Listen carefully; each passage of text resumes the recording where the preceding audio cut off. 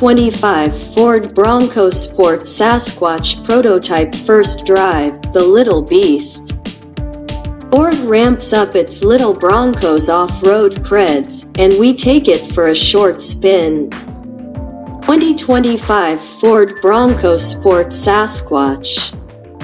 View 35 photos. Adding a Sasquatch package to the 2025 Ford Bronco Sport sounds a touch silly at first blush.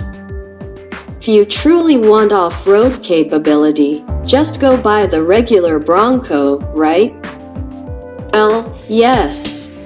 This is still the answer I'd give you, but the Bronco Sport is undeniably more tantalizing this year for the light off-roading crowd who might not want to deal with the compromises of a body-on-frame, single-minded, off-road SUV. You can get the full skinny on what Ford's changed for 2025 here, but alongside telling us about what's new, Ford let us drive the Sasquatch in prototype form. Was only for about 20 minutes on the company's Tennessee off-rodeo property, but it was enough to discover that the Sasquatch is going to surprise you with the type of terrain it can clamber over. Sasquatch builds upon the Badlands, one of two trim levels it can be added to, but we'll get to the other in a minute. The list of added features is lengthy. Ford tacks on Bilstein rear shocks with position-sensitive damping and piggyback reservoirs that better absorb more extreme, high-speed events.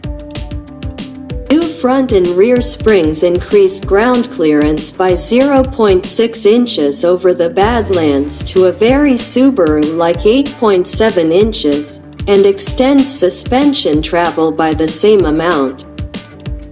Trim-specific 29-inch Goodyear Territory all-terrain tires come standard and were developed specifically for this model with much more aggressive tread. They sure do look the part. Protection is ramped up significantly with a front brush guard, front and rear bumpers with steel bash plates, even more underbody skid plates, and additional, stronger recovery points. Said bumpers are now modular, too, with the ability to fit a range of accessories to them like light bars, dune flags and more. All of the above comes in addition to the Badlands extra equipment, which means most of that, with one big exception, is also added to the other Sasquatchable Bronco Sport, the Outer Banks. That includes the twin clutch, torque vectoring rear drive unit and locking rear differential that had previously been exclusive to the Badlands. Does not include the 2.0-liter four-cylinder engine upgrade, however. The Outer Banks continues to have the 1.5-liter turbo three-cylinder, but regardless of powertrain, both of which receive a slight downgrade in total output due to emissions requirements. Ford says the rear differential is upgraded for 2025 with greater thermal capacity. That's an especially good thing for anyone who cares to play off-road. Besides having the same extra Sasquatch equipment, the Outer Banks version gains a full inch of ground clearance over the regular variant to a total of 8.8 inches, that's correct. It has more than the Badlands by 1/10 of an inch, and similarly greater jumps in approach, departure and breakover angles. In short, it's a much bigger deal for the Outer Banks. That said, perhaps unsurprisingly, Ford put us in a Badlands with the Sasquatch package. In the recently rained upon muddy trails of southern Tennessee, those all-terrain tires slipped and slid the little Bronco Sport through both mild and middling off-road events.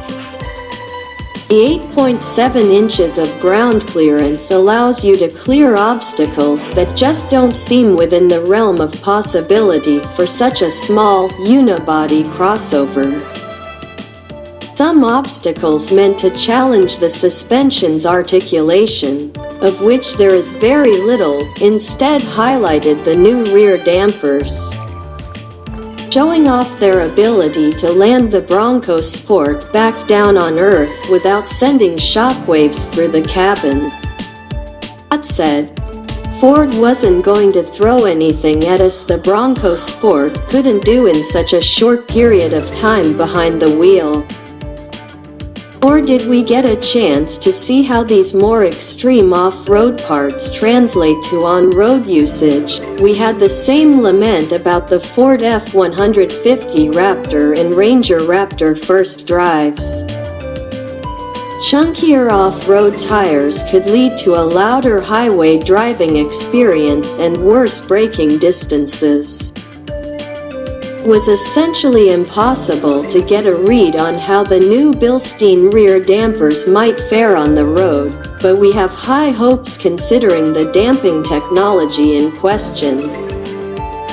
Ford engineers tell us the goal was to not compromise the on-road behavior with these off-road upgrades, but we'll need to wait and see what the end result is with further drive time. What is easily discernible is how much of an upgrade the new for 2025 tech is inside the Bronco Sport. New 13.2-inch Sync 4 infotainment system lined up alongside the 12.3-inch fully digital instrument panel is an enormous upgrade over the middling to meh tech suite it featured before. Animations and responses are both smooth and quick. The instrument panel adjusting to the specific drive mode is a sweet trick to get you in the mood for the type of terrain you're tackling.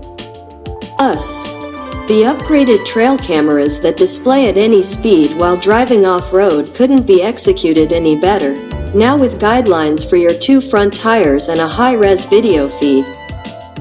We even tried out the new one-pedal drive mode that allows you to control the speed of the Bronco Sport in slower sections with just the throttle pedal, acting a little like an EV with regenerative brakes. The goal is to make off-roading more approachable for the beginner, letting you divert greater attention to the trail and your steering instead of hopping between the throttle and brake.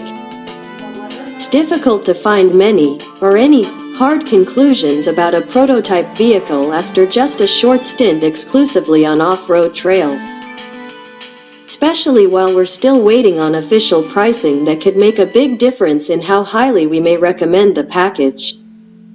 Whether or not we'd opt for the Sasquatch would also depend a lot on how it behaves on pavement, since that's likely where a Bronco Sport is going to spend most of its time. Those on the fence between the big Bronco and the little Bronco Sport for fear of the Sport not being capable enough for your use case, this Sasquatch could be the version that tips it into favor.